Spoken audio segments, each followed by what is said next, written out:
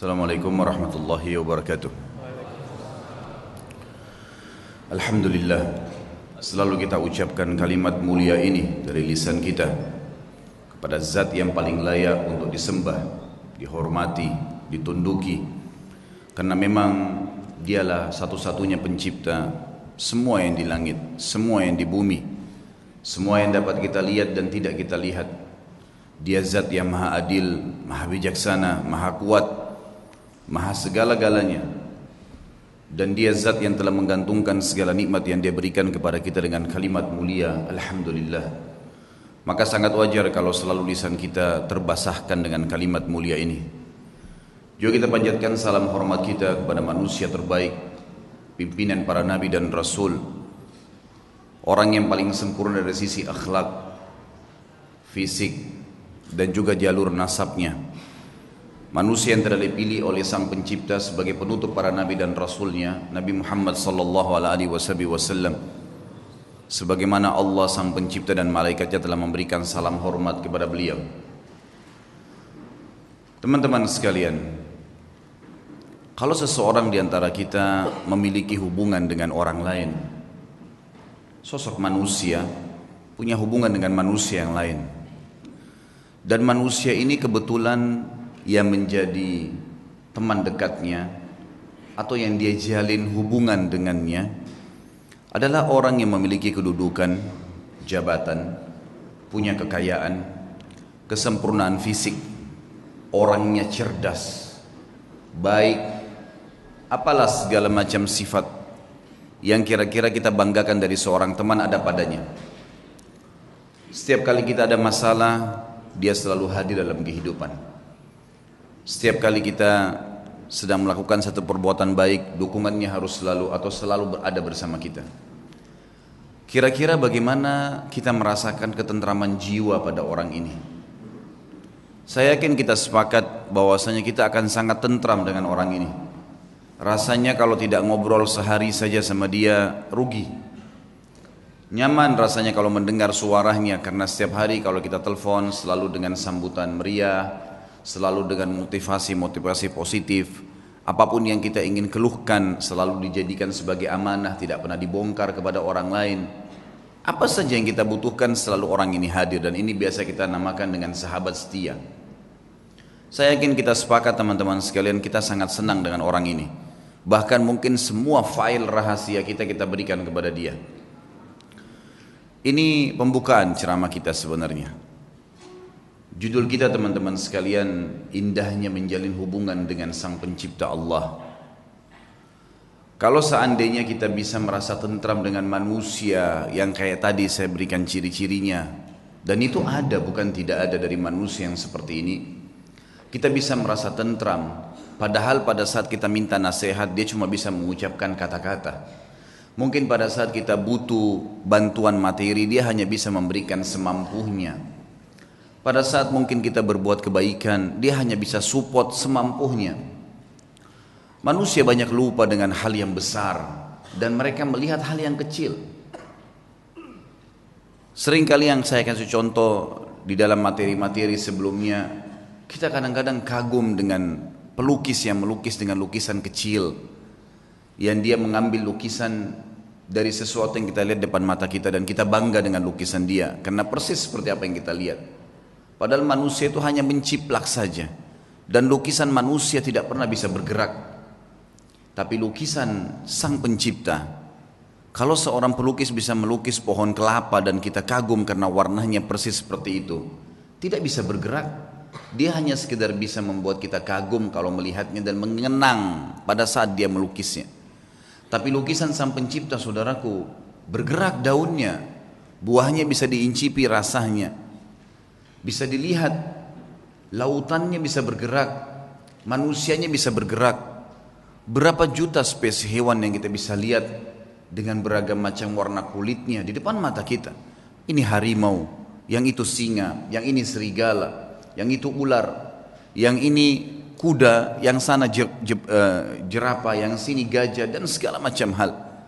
Bagaimana bisa manusia tidak bisa melihat keajaiban Pencipta, Sang Pencipta yang maha luar biasa ini, dan dia kagum dengan hal-hal yang kecil. Kita bangga dengan teman kita yang meminjamkan rumah sehari atau 2 hari. Bahkan pada saat kita dipinjamkan rumah, segala fasilitas diberikan oleh dia.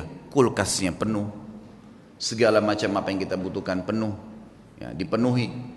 Panel listrik tinggal dipencet, kemudian nyala semuanya. Remote AC tinggal dipencet, kemudian nyala semuanya. Lalu kita kagum dengan orang itu.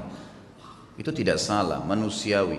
Tapi yang salah adalah Anda tidak bisa menilai panel-panel listrik yang besar. Teman-teman sekalian, bukankah ada matahari yang terbit setiap hari tanpa kita memencet panel listriknya? Bagaimana misalnya kita bangga dengan panel listrik yang kecil dan kita lupakan listrik yang luar biasa, yang tampaknya tidak ada makhluk yang bisa hidup. Bagaimana kita lupa dengan hal yang besar seperti itu? Bagaimana caranya kita bangga dengan lukisan seseorang tadi dan kita lupa dengan di depan mata kita ribuan makhluk, jutaan, miliaran dari hewan-hewan, dari serangga dengan suaranya, dengan warnanya, dengan gerakannya. Manusia depan mata kita dengan beragam macam paras wajah, warna kulit. Lisan kita bisa mengucapkan kata-kata dengan beragam macam bahasa. Bisa membedakan mana rasa manis, rasa asin, rasa segala macam asam dan seterusnya dalam waktu yang bersamaan. Hidung kita bisa membedakan mana bau wangi, mana bau busuk dalam waktu seketika. Kita lupakan sesuatu yang besar seperti itu dan kita bangga dengan hal yang kecil hanya karena teman kita menyemprotkan minyak wangi dan kita rasa wangi. Hanya karena kebetulan kita lewat di sebuah tempat dan kita bisa mengatakan, oh busuk bau ini. Dan kita lupakan alat di hidung kita yang bisa membedakan bau wangi dan bau busuk seketika. Bagaimana bisa manusia lalai dengan hal yang besar dan mereka bangga dengan hal yang kecil, saudaraku. Dan inilah upaya syaitan laknatullahi alaihi untuk menjauhkan manusia dari penciptanya Allah subhanahu wa ta'ala. Allah zat yang maha pemurah, maha penyayang, menyebutkan dengan beragam macam sifat-sifatnya. Dan memang kita lihat depan mata kita. Pada saat Allah betul-betul mengatakan alhamdulillahi rabbil alamin, segala puji bagi Allah Tuhan alam semesta. Memang semuanya memang dia yang ciptakan. Semuanya yang kita lihat dan kita lihat memang dia yang ciptakan. Dia pemilik alam semesta ini. Kemudian Ar-Rahmanir Rahim yang maha pengasih dan maha penyayang. Memang benar-benar dia maha pengasih dan penyayang. Fir'aun yang jelas-jelas mengaku sebagai Tuhan, membantah Musa alaihissalam, kufur kepada Allah dan mengatakan kepada Haman, ya Haman ubni li sarha la'alli attalu ila ilahi Musa wa inni la'adhunnuhu kadhiba. Wahai Haman, buatin saya menara supaya saya bisa naik dan saya mau lihat Tuhannya Musa itu. Pencipta dia juga. Dia tantang seperti itu. Mungkin saya bisa lihat Tuhannya Musa dan saya pasti yakin Musa itu pendusta. Tapi apa perintah Allah kepada Musa dan Harun alaihissalam? Idhaba ila fir'auna wa qula lahu qawlan layyina. Pergi ke Fir'aun tuh. Hai Musa dan Harun, ucapkan kalimat yang santun. La'allahu yatadzakkar aw yakhsha. Siapa tahu dia mau sadar. Karena dia tidak ngerti nih. Dia enggak tahu itu. Allah subhanahu wa ta'ala dengan kasih sayang yang luar biasa sampai seorang pencuri pun kalau ketangkap, kepergok dan dikeroyoki oleh masyarakat, teman-teman sekalian, itu juga bentuk kasih sayang Allah kepada dia.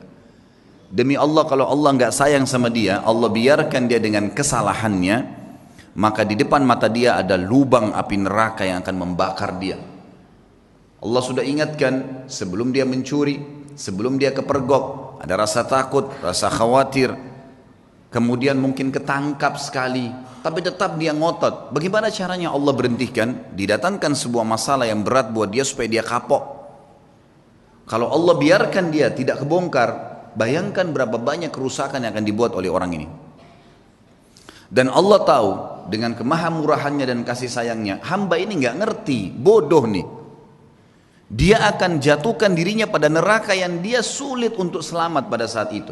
Lebih baik sekarang kamu digebukin dan kamu akan tahu bahwasanya itu adalah berbahaya buat kamu kalau kamu lanjutin. Ibnu Qayyim rahimahullah, seorang alim ulama yang mengenal Tuhannya dan tahu bagaimana menjalin hubungan dengan Allah, berkata, Allah itu, kata beliau, kalau saya memberikan penjelasannya tidak disamakan dengan makhluk, tapi contoh beliau datangkan. Seperti seorang anak yang sedang minta tolong pada orang tuanya, kemudian orang tuanya belum memberikan kepada si anak tadi. Kenapa tidak diberikan? Karena ternyata si anak ini mau keluar dan bergaul dengan temannya yang buruk. Kalau anda semua di sini membayangkan memiliki seorang anak masih baru SMP, masih baru balik, kemudian tiba-tiba ada temannya ugal-ugalan, jelas narkotika, jahat orangnya, kemudian mengajak teman kita, anak kita dan menggodahnya untuk supaya keluar bersama dia di malam minggu misalnya, jelas mau ke tempat-tempat yang salah. Dan Anda sebagai orang tua, kira-kira kita izinkan tidak? Tidak bakal diizinkan. Kalau orang tua yang berakal, dia tidak mengatakan tidak nak, tidak bisa. Ayah, ibu tolong izinkan saya, jangan. Ayah, ibu tahu, kenapa kita melarangnya? Karena kita tahu anak ini tidak mengerti. Enggak kok, saya bisa jaga diri. Enggak mungkin kok bisa jaga diri nak. Ayah dan ibu lebih tahu. Kata Ibnu Qayyim, Allah Azza wa Jalla lebih tahu dan lebih cinta pada hambanya dari dirinya sendiri. Wong Allah penciptanya kok. Allah lebih tahu. Sampai kalau saking bentuk kasih sayangnya Allah, sampai keluarnya kotoran, maaf, dari dubur dan kemaluan Anda, itu bentuk kasih sayang Allah. Bayangkan kalau Allah nggak keluarin tuh bekas-bekas makanan. Bukankah orang kalau nggak bisa ngeluarin angin dalam 2-3 hari atau seminggu kembung kemudian harus ke rumah sakit? Bukankah kalau orang tidak, kita cuma tahu makan, kita nggak pernah tahu mana yang ada bakterinya atau tidak dari makanan tersebut, begitu masuk tenggorokan lalu tersortir dengan alami, dengan sistem yang luar biasa, sehingga mana yang jadi nutrisi tubuh, mana yang jadi kotoran. Dan dengan luar biasa Allah cuma memberikan rasa, kita cuma tahu masuk, oh ya mau buang air besar, masuk kamar mandi membuangnya, kita tidak pernah berpikir, bukankah Anda mencium baunya busuk? Artinya bayangkan kalau tertinggal di perut kita bau yang busuk seperti itu. Tapi kita cuma tahu manusia melihat hal yang kecil. Oh ya sudah selesai buang air besar, udah keluarlah, udah selesai. Tinggal tahu makan lagi. Siapa yang menggerakkan motor di tubuh Anda ini? Siapa yang membuat mengelolanya? Siapa yang mengeluarkannya? Siapa yang membaginya? Siapa yang mengaturnya? Dan segala macam pertanyaan yang tidak bisa sebenarnya kita gambarkan teman-teman sekalian. Saya sekarang ingin menyampaikan, mudah-mudahan Allah ikhlaskan niat kita, terutama buat diri saya sendiri tentunya. Indahnya menjalin hubungan dengan Allah Subhanahu wa Ta'ala.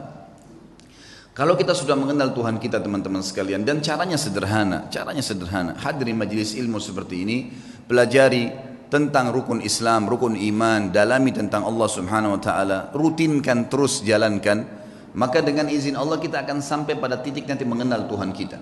Dan kalau kita sudah mengenal Tuhan kita dan kita sudah akrab dengannya, perhatikan efeknya. Kita akan menjadi manusia yang super luar biasa. Kalau ada manusia teman-teman sekalian yang setiap kali diajak oleh temannya berbuat maksiat dia jalan saja. Manusia itu biasa. Tapi Anda bisa menjadi manusia yang luar biasa kalau mau. Di saat lagi diajak pada hal-hal yang haram kita nolak, bisa. Dan itu hanya satu saja, orang yang tahu dan mengenal Tuhannya Allah Subhanahu wa Ta'ala. Sampai pada hal yang kecil teman-teman sekalian. Sampai pada hal yang kecil kita bisa terbentuk pribadi kita menjadi manusia yang luar biasa. Saya akan mulai dengan kisah seorang anak muda yang ada di Irak, terkenal dengan kesolehannya. Orang ini dalam kisah yang sedang saya baca saya tidak temukan namanya, tapi kita ambil ibrah, pelajaran. Orang ini saking kekuatan hubungannya dengan Allah luar biasa, kalau azan langsung ke masjid on time, tidak pernah ketinggalan saf pertama. Dari pakaiannya sudah penampilannya sangat dekat dengan Allah. Kalau ngomongnya selalu cuma ayat Al-Quran, nasihat, hadis Nabi SAW. Hidupnya sehari-hari begitu. Kalau bekerja mencari yang halal, pokoknya sudah di jalan Allah Subhanahu wa Ta'ala. Orang ini memiliki kelebihan fisik, sangat gagah. Di Baghdad terkenal pada saat itu dia adalah anak yang paling gagah. Umurnya juga masih sekitar 19 tahun pada saat itu kisah ini terjadi. Sampai menjadi buah bibir di kalangan seluruh wanita di Baghdad pada saat itu. Berharap wanita bisa ngobrol saja sama dia karena luar biasa. Tampannya, orangnya santun, sampai dikejar-kejar. Yang terjadi saudaraku, ada satu wanita kaya,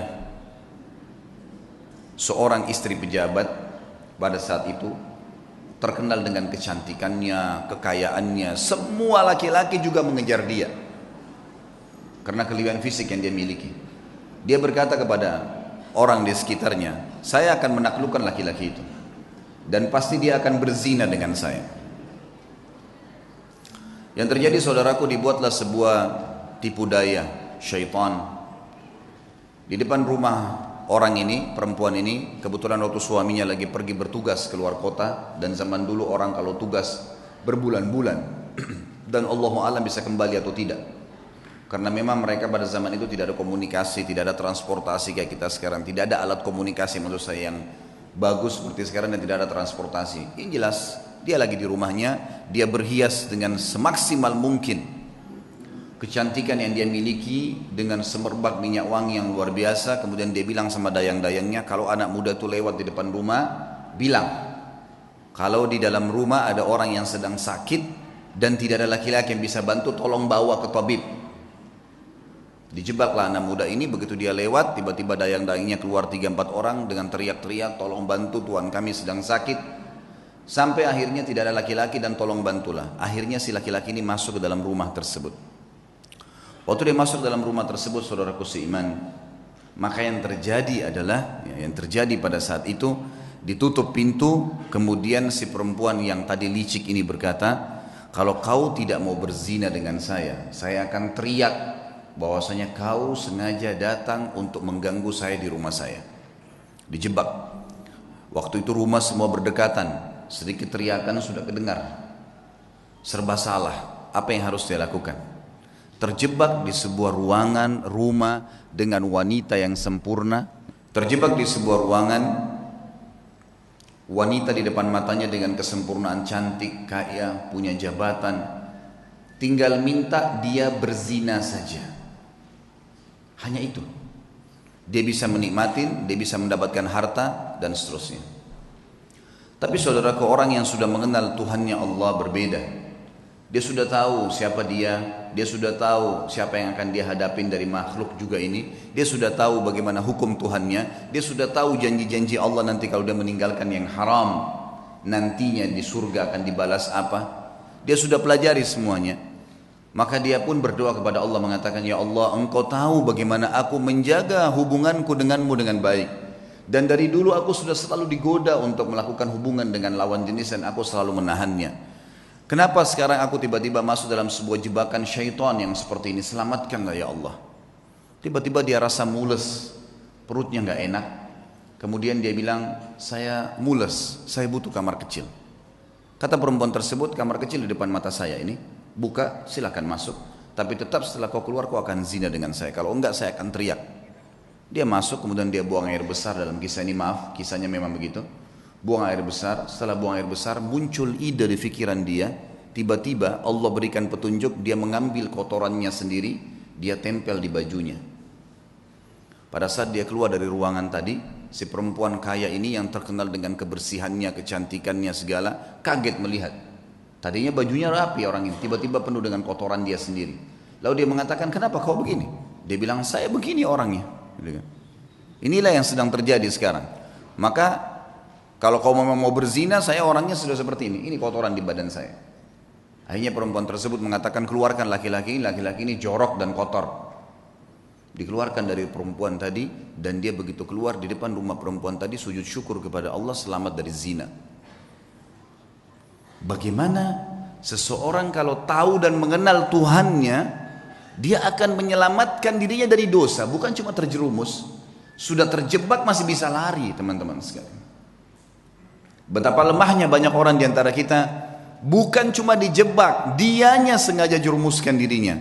Padahal sabda Nabi SAW jelas dalam hadis Bukhari, kalau seseorang hamba berbuat dosa, satu dosa kecil, tertetes di dalam hatinya titik warna hitam, kelam. Kata ulama hadis begini, maksudnya apa tetesan hitam itu? Dia akan merasa beberapa hari ke depan hidupnya gelap, hidupnya sulit dengan satu dosa kecil. Hidupnya sulit, kelam, banyak pintu-pintu rezeki yang masih tertutup sampai titik hitam itu bersih. Apa kata Ibnu Umar radhiyallahu anhu? Aku mengetahui beratnya dosa kecil yang aku lakukan. Akar dzam, dosa yang paling kecil. Mungkin kita cuma melihat sesuatu yang biasa, mungkin cuma sekedar dengar sesuatu yang tidak disengaja. Saya tahu Allah mengharamkan saya sholat berjamaah subuh di masjid sebulan. Terharamkan dari ibadah gara-gara dosa yang paling kecil bagi dia. Sampai saya kadang-kadang teman-teman sekalian kalau menyimak kisah orang-orang saleh ini menganggap diri kita luar biasa kecil. Saya pernah diajak sama istri saya ke satu tempat, butuh sekali harus masuk di mall. Lalu kemudian saya ambil headset handphone saya pasang di kuping. Sambil saya dengarkan ceramah saya sendiri atau saya dengarkan tilawah. Waktu itu tiba-tiba terlintas di benak saya seperti itu. Sebelumnya subhanallah saya nggak pernah terfikir. Kalau saya masuk ada musik saya pikir ini adalah hal yang biasa. Bukan saya yang putar kok gitu kan. Tapi setelah saya simak kisah-kisah orang saleh ini dan saya pahami makna hadis tadi yang saya sebutkan. Ternyata titik noda hitam di dalam hati dari dosa itu walaupun kecil sudah cukup mengharamkan kita dari nikmatnya ibadah yang luar biasa gitu kan. Sampai saya pasang headset tersebut saya putar. Saya belum menasihatkan istri saya karena saya sendiri juga masih saya sendiri masih butuh itu. Sambil jalan, kemudian selesai belanja kami keluar dari mall lalu dia tanya, "Kenapa tadi pakai headset?" Saya bilang, "Bukan tadi kamu dengar musik di sana sini?" Dia bilang, "Iya." "Tapi kan bukan kita yang putar." Saya bilang, "Iya." Ingat, dosa itu seperti segelas racun. Kamu tahu atau tidak tahu itu racun, tetap akan berefek. Saya tidak mau nodai iman saya. Betul-betul memang saya rasakan sendiri selama ini, subhanallah kalau saya jalan ke mall dan dengar musik pun, begitu pulang berbeda ibadahnya. Ada gangguan di ibadah sholat malam, ada gangguan di bacaan Al-Quran, ada gangguan di ibadah-ibadah yang lain. Dan itu nyata memang, subhanallah. Makin kental kita jaga hubungan dengan Allah subhanahu wa ta'ala, makin jeli kita hati-hati dalam menjaga hubungan dengan Allah, maka makin kental hubungan dengan Allah subhanahu wa ta'ala, makin terasa itu kenikmatan imannya. Makanya syaitan berusaha untuk mengelabui itu. Bagaimana caranya supaya bisa rusak itu? Coba kita simak sekarang kisah. Banyak kisah-kisah orang saleh. Kalau kemarin ada beberapa sahabat yang kita angkat kisahnya dalam generasi emas Islam, kita coba korek sekarang kisah tabi'in. Mungkin ada di antara anda yang mengatakan itu kan Ustadz kemarin sahabat, lihat Nabi. Baik, kita lihat generasi tabi'in. Kita lihat generasi yang tidak jauh dari kita, tidak melihat juga Nabi Muhammad SAW. Saya akan angkat misalnya contoh teman-teman sekalian Muhammad bin Sirin, rahimahullah. Muhammad bin Sirin ini salah satu ulama tabi'in yang terkenal dengan keimanannya dan beliau ahli takwil mimpi. Pedagang di pasar. Satu waktu beliau berdagang, kemudian ada dagangan, dia ragu nih, syubhat. Ini kayaknya salah nih. Ragu, cuman ragu bimbang. Harganya 40.000 dirham. Ini luar biasa jumlahnya. Ini bisa mungkin sampai puluhan juta, mungkin 60-70 juta. Ditinggalin sama dia, nggak jadi transaksi. Dia ragu, kalau sumbernya ini kayaknya haram nih. Tinggalin sama dia. Satu pasar heboh. Padahal cuman dia yang memang punya peluang untuk mendapatkan keuntungan itu. Nggak mau, ditinggalin sama dia. Tersebar berita Muhammad bin Sirin meninggalkan 40.000 dirham. Ini bukan hal yang ringan. Seorang pedagang tahu nih keuntungannya. Baiklah. Besok pagi kejadian, ada satu orang transaksi di tokohnya, berikan uang, gitu kan, kurang 2 dirham. Kurang 2 dirham. Kata Ibnu Sirin, demi Allah, kau belum membayar 2 dirham itu. Kata orang itu, 2 dirham, demi Allah saya sudah bayar. Kata Ibnu Sirin, demi Allah kau belum bayar. Ribut nih. Satu pasar sampai datang, lihat ribut dengan 2 dirham. Lalu kata teman-temannya, waktu itu akhirnya orang ini akhirnya membayar 2 dirham. Setelah itu Ibnu Sirin berikan barangnya pergi. Orang-orang pasar tanya, wahai Ibnu Sirin, kemarin anda meninggalkan 40.000 dirham karena syubhat. Sekarang anda bersumpah atas sama Allah kena ngejar 2 dirham. Apa kata Ibnu Sirin? Orang yang mengenal Tuhannya, ini yang penting teman-teman sekalian. Dia mengatakan, demi Allah saya bersumpah karena saya tidak mau dia makan haram, karena saya tahu itu haram bagi dia. Dia tinggalkan 40.000 dirham yang bisa dia dapatkan. Kadang-kadang kita, Allah nanti aja deh, gampang nanti baku atur kalau orang kita bilang. Biasa begitu. Tutup mata aja dulu, yang penting sekarang masuk dulu uangnya. Lupa. 1 rupiah sudah cukup membuat anda masuk rumah sakit sebulan teman-teman. Kalau haram, hati-hati. Imam Nawawi rahimahullah. Imam Nawawi ini pernah mendengar berita tetangganya kambingnya hilang. Tetangga dia bilang sama dia, kambing saya hilang, gak tahu siapa yang ambil. Saya udah cari di tempat-tempat yang biasa saya gembalain gak ada, berarti dicuri nih. Imam Nawawi tidak beli kambing 1 bulan. Nggak beli kambing. Semua kambing di pasar yang sudah mentah, yang sudah potong atau yang masih hidup dia tidak mau beli. Sampai dia pastikan kambing tetangganya sudah ada beritanya, mati atau memang dia temukan kembali. Sebulan dia nggak mau beli. Takut nanti kalau yang dia beli itu kambing temannya yang hilang. Saking hati-hatinya menjaga hubungan dengan Allah. Bayangin ini. Bagaimana dengan keadaan kita teman-teman? Semua dianggap remeh nih. Dari makanan, dari minuman, dari pakaian, yang penting pakai saja, yang penting makan saja. Subhanallah. Semua ada tanggung jawab nih. Harus hati-hati menjaga hubungan dengan Allah Subhanahu wa taala. Ibnu Sirin ini pernah menasihatin seseorang dengan nasihat yang sangat santun. Orang ini kebetulan mencaci maki Hajjaj bin Yusuf. Kalau teman-teman belum kenal Hajjaj bin Yusuf, orang ini luar biasa jahatnya. Hajjaj bin Yusuf ini terkenal dengan kejahatan, gitu kan. Artinya orang ini suka menyiksa orang, suka mukul orang, gitulah ceritanya, gitu kan.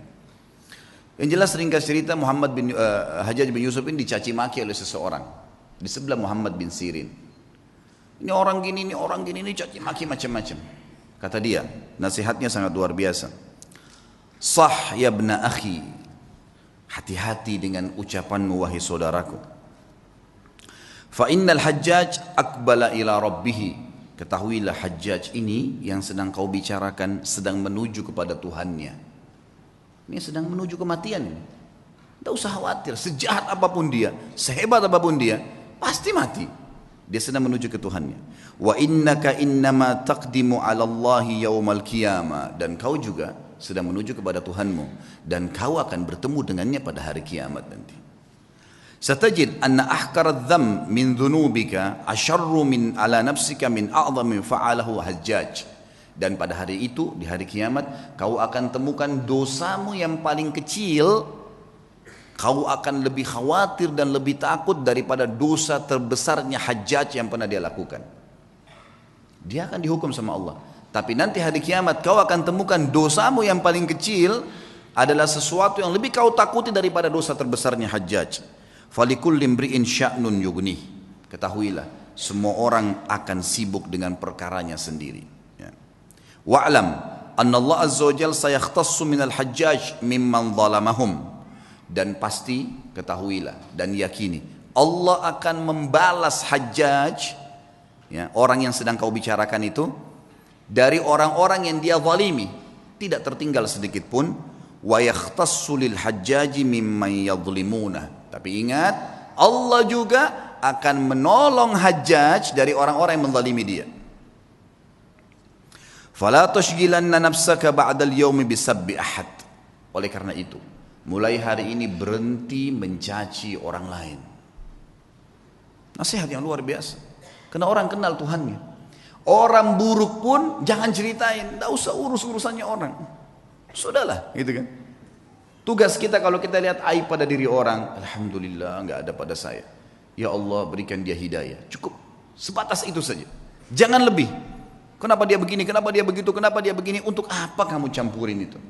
Apa gunanya buat kamu? Ingat, dia akan berhubungan sama kita di hadapan Allah dengan keadilannya Allah. Kezaliman yang dia lakukan sama kita, kita akan ambil. Tapi kezaliman kita pada dia juga dia akan ambil. Enggak ada yang tersembunyi hari kiamat.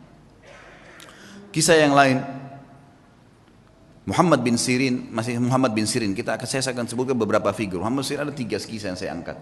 Tadi kisah kedua, kisah ketiga teman-teman sekalian. Muhammad bin Sirin ini pernah membeli madu. Madu ini kebetulan dibeli 1 gentong besar. Kalau gentong di zaman dulu itu mungkin ya bisa menampung sekitar 200 kilo madu. Sampai 250 kilo madu. Waktu dia beli, dia taruh di gentong, rupanya malam hari atau dia tidur, dia lupa tutup gentong itu. Masuk tikus. Tikus ini masuk ke madu. Masuk, dan ini madu diambil karena jumlahnya banyak, jatuh tempo. Muhammad bin Sirin rahimahullah lupa tutup, masuk tikus, tikusnya waktu dia bangun pagi, dilihat mati di madu itu, nggak bisa keluar, melengket, mati. Muhammad bin Sirin rahimahullah mengambil madu itu semuanya dibuang. Dibuang, sengaja cari sungai, dibuang. Dia bukan buang biasa, dibuang di sungai supaya mengalir gitu. Orang-orang semua datangin, wahai Muhammad bin Sirin, tinggal kamu angkat tikusnya, yang lainnya jual. Kenapa kok harus semuanya dibuang? Apa jawaban dia? Demi Allah saudaraku, aku tidak tahu tetesan mana madu yang kena bakteri, yang kena kotorannya, najisnya tikus itu, sehingga saya jual pada seseorang dan saya menipunya gitu. Maka saya lebih baik rugi semuanya daripada saya dihisab sama Allah hari kiamat. Luar biasa imannya. Dibuang, dialirkan semua. Kisahnya berlanjut, subhanallah. Pemilik madu datang nagih. Beberapa waktu kemudian, wahai Ibnu Sirin, tagihannya. Kata Ibnu Sirin, saya belum punya uang. Kata dia, baiklah, bagaimana jalan keluarnya? Ibnu Sirin bilang, kasih saya waktu, beberapa waktu saya akan bayar. Baiklah, dikasih waktu. Berjalan waktu, sama Ibnu Sirin dengan hikmah Allah belum punya duit. Orang ini hanya mengeluh kepada hakim. Hakimnya manggil, Muhammad bin Sirin ulama besar, dipanggil, dihormatin di pengadilan, lalu dikatakan, wahai Ibnu Sirin, bagaimana kasus anda? Dia bilang, hukum di tangan anda. Ceritanya begini, dan memang saya belum punya apa-apa. Kata hakim, kalau begitu anda akan dipenjarakan. Kata Ibnu Sirin, lakukan, penjarakan. Dipenjarain Ibnu Sirin sampai tunggu siapa yang bisa bayarin buat dia gitu. Subhanallah, penjaga penjara tahu siapa Ibnu Sirin, ulama besar. Kata penjaganya apa? Wahai Ibnu Sirin, kalau malam hari pulanglah tidur dengan keluarga anda, pagi silakan anda kembali ke sini. Kira-kira bagaimana tuh kalau kita ditawarin begitu? Penjaga penjara, silakan pulang ke rumah, nanti pagi datang lagi ke sini gitu. Begitu terus di penjara. Kata Ibnu Sirin, demi Allah, sambil pegang kerangkangan penjaranya, demi Allah ya saudaraku, saya tidak akan tolong kamu masuk ke neraka. Saya akan tinggal di sini sampai utang saya terbayar. Gak mau keluar. Baca Al-Quran, sholat malam, sampai akhirnya orang-orang satu Baghdad datang membayarkan dia. Didengar ceritanya, dibayarin, ya. Lunasin utangnya sampai dia keluar. Tapi bagaimana mereka mengetahui hubungannya dengan Allah subhanahu wa ta'ala? Dan ini satu hal yang mahal teman-teman sekalian, mahal sekali. Ini hanya bisa didapatkan bagi jiwa-jiwa yang suci, yang bersih, yang mau memang berhubungan dengan Tuhannya. Dan Allah Azza wa Jalla ini zat yang kalau memberi selalu dalam Al-Quran bahasanya apa? Bighairi hisab. Innama yulaqqas sabiruna ajrahum bighairi hisab. Selalu ada kalimat bighairi hisab, bighairi hisab. Bighairi hisab itu tanpa ada hitungan. Kita kalau minta sama Allah satu, Allah nggak kasih satu, 10, 100, 100 ribu. Luar biasa kalau pemberian Allah SWT itu. Saya pernah punya pengalaman pribadi teman-teman sekalian di Jakarta. Waktu saya buka restoran. Subhanallah, dengan hikmah Allah terjadi sesuatu pada saat itu. Restoran ini mengalami kemunduran. Kemudian saya tidak tahu harus berbuat apa lagi. Lalu kemudian saya tetap menjaga komitmen di jalan Allah subhanahu wa ta'ala. Itu memang kebetulan tidak ada duit sama sekali. Restoran ini harus dibongkar total, pindah dari tempat sewanya. Saya nggak tahu harus buat apa. Yang saya lakukan adalah saya coba pada saat gentingnya seperti itu, bagaimana justru kita gencet diri kita untuk lebih dekat dengan Allah. Hati-hati, jangan malah masuk ke dalam hal yang haram. Karena makin memuncaknya sebuah cobaan, maka makin dekat jalan keluar dari Allah. Ini sudah harus 1 minggu lagi saya bayar, dan kalau tidak dibongkar paksa, bisa rusak barang-barang. Nilainya barang yang ada di situ tidak kurang dari 1 miliar rupiah. Ini kalau dibongkar, dirusak semua, ini jadi masalah. Dan ini ada investor yang masuk dengan saya. Ya Rabbi, apa jalan keluarnya? Coba saya menghubungi ayah saya, kebetulan alhamdulillah beliau masih hidup, tolong doain saya, mudah-mudahan ada jalan keluarnya. Kemudian saya coba juga melakukan hal-hal yang saya mampu, ibadah kepada Allah SWT, sambil tetap saya sabarin, tunggu sampai titik terakhir. Subhanallah, waktu itu kejadian hari Senin, hari Jumat, itu kalau saya tidak punya informasi jelas, maka akan dibongkar paksa, dan ini akan dibongkar, saya nggak tahu mau taruh di mana barang-barang yang penuh. Jumlah luasan restoran 163 meter yang sangat besar, penuh dengan barang-barang. Mau ditaruh di mana nih? Ada coolernya, ada chillernya, ada macam-macam. Subhanallah, hari Rabu saya pengajian malam di Blok M Square di Jakarta.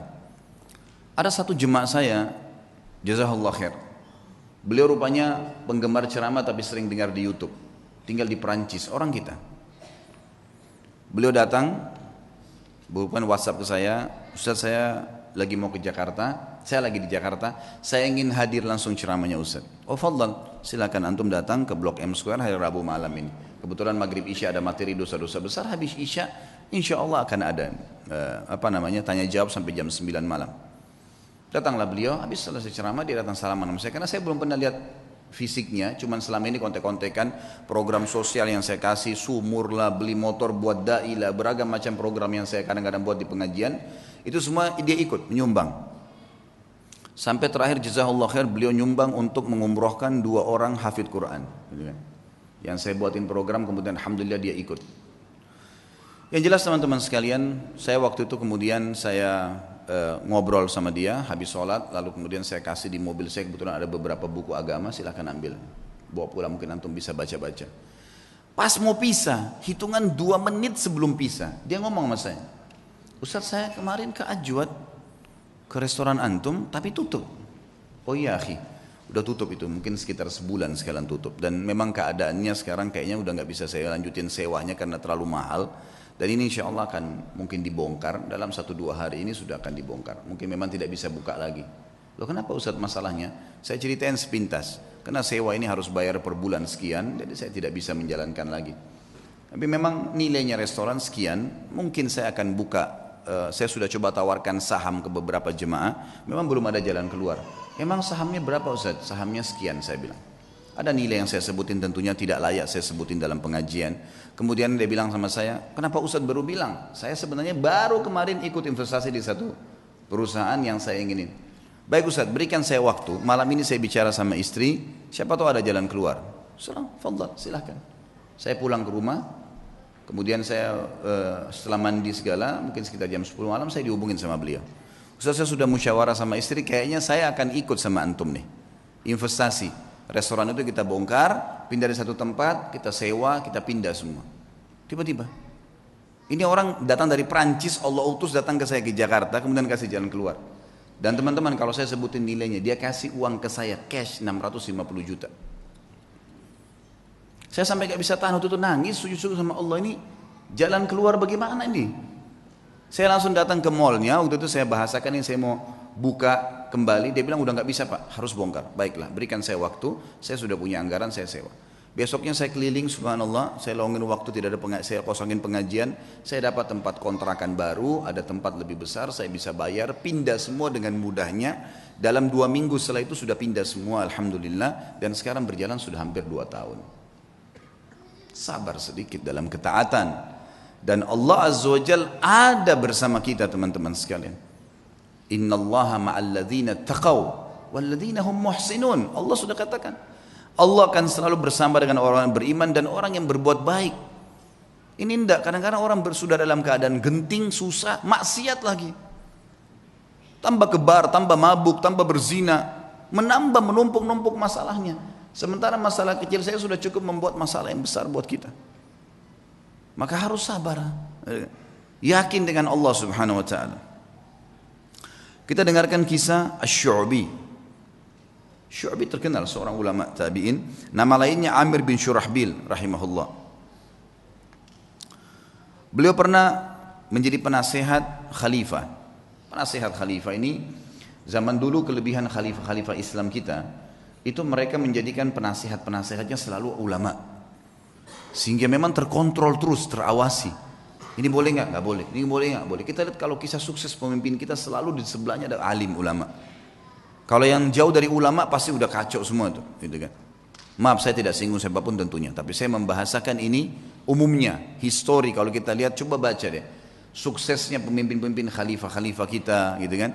Itu semua di sebelahnya memang ada penasehat para ulama. Waktu Abu Bakar menjadi khalifah, penasehatnya Umar bin Khattab. Waktu Umar bin Khattab jadi khalifah, Ali bin Abi Thalib dan Uthman menjadi penasihatnya. Waktu Uthman bin Affan, Abdurrahman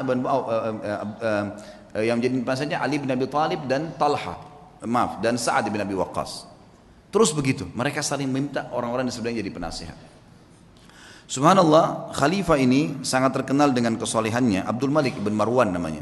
Saleh dia jadikan penasihatnya Syu'bi. Syu'bi seorang ulama yang terkenal, ulama hadis, ulama fikih dan seterusnya. Pernah satu waktu khalifah ini menahan sebagian orang, tapi belum jelas. Orang ini salah atau enggak? Penjarain dulu deh, gitu kan. Dipenjarain dulu untuk memastikan orang ini salah atau tidak. Gitu. Maka beliau di sebelah khalifah tidak tinggal diam, langsung menasihatin mengatakan, ya Amiral Mukminin, wahai pemimpin orang-orang yang beriman, in kunta habastahum bil batil, kalau anda menahan mereka dengan batil, nggak benar nih, fal haqqu yukhrijuhum, pasti kebenaran akan mengeluarkan mereka. Wa in kunta habastahum bil haqq fal af'u yas'auhum, kalaupun anda menahan mereka karena mereka salah, maka Allah lebih memuji sifat memaafkan. Nasihat yang luar biasa. Maka Abdul Malik pun rahimahullah langsung memaafkan orang-orang tersebut, menyelesaikan hak-haknya orang yang diambil. Ya, tentu kebetulan pada saat itu bukan hal mencuri, bukan hal yang apa ya, hal-hal yang masih bisa ditoleransi, karena memang ada perseruan yang akhirnya masih bisa ditoleransi. Akhirnya dimaafkan oleh Abdul Malik. Tapi posisi di sini Syu'bi menasihatinya. Pernah satu waktu Syu'bi ini diutus oleh Abdul Malik bin Marwan menuju ke Kaisar Romawi. Kisah yang kedua tentunya. Pada saat dia pergi ke Kaisar Romawi, teman-teman sekalian, pas tiba di sana, Kaisar Romawi heran dengan kecerdasan Syu'bi. Dengan 2 hari di sana Romawi, dia sudah bisa tahu berapa jumlah kamar, bangunan ini dari apa komposisinya, tamannya seluas apa. Banyak hal yang aneh-aneh yang ditahu oleh Syu'bi dalam 2 hari di istananya gitu. Lalu dia kagum dengan kecerdasannya. Maka dia ingin buat kekacauan nih. Dia kirim surat. Surat ini dia bilang kepada Syu'bi, wahai Syu'bi, kasih ini kepada khalifahmu. Jangan buka, kasih ke dia. Dia bilang baiklah. Syu'bi menjaga amanah, dikasih kepada Amir Mu'minin Abdul Malik. Lalu waktu dibuka tulisannya begini. Dari Kaisar Romawi kepada yang terhormat Raja Muslim Abdul Malik bin Marwan.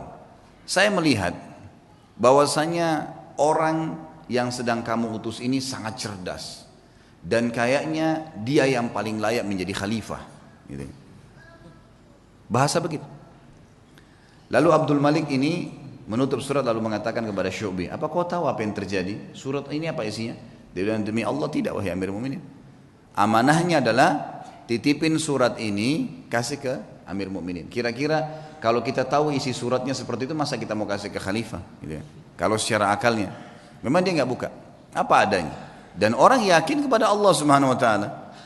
Sehebat apapun tipu daya yang dibuat oleh manusia, wa makaru wa makarallah wallahu khairul makirin. Mereka mengatur tipu daya dan Allah juga mengatur tipu daya, dan Allah sebaik-baik pengatur strategi tipu daya. Mau kemana dia muter-muter? Mau kemana dia buat data-data palsu, surat-suratnya sampai kemana gitu. Ya. Toh kapasitas perutnya cuma makan 2 piring. Tempat tidurnya cuma 1 kali 2 meter. Dan pada saat mati cuma membawa kain kafan. Mau dibawa kemana tuh mobil yang dibeli dari uang haram? Tas-tas bermerek, dompetnya. Makanan-makanan mewah yang dia makan akhirnya jadi kotoran dan jadi penyakit buat dia. Kebodohan, karena tidak faham.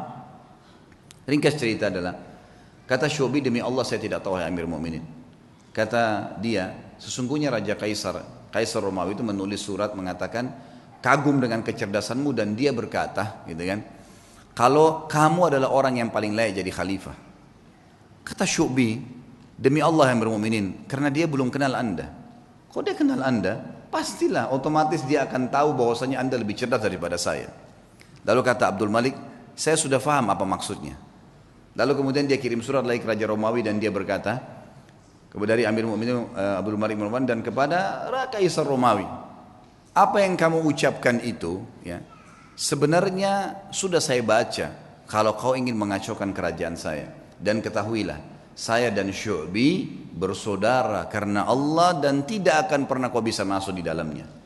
Lalu pengantar surat ini rupanya waktu dia ngantar surat, dia sempat di sebelahnya Kaisar Romawi, dia dengar. Maka dia mengatakan, ya demi Allah, kata si Kaisar Romawi, tapi dalam bahasa Arab diterjemahkan, karena mereka juga memanggil Allah, orang-orang Kristen gitu kan.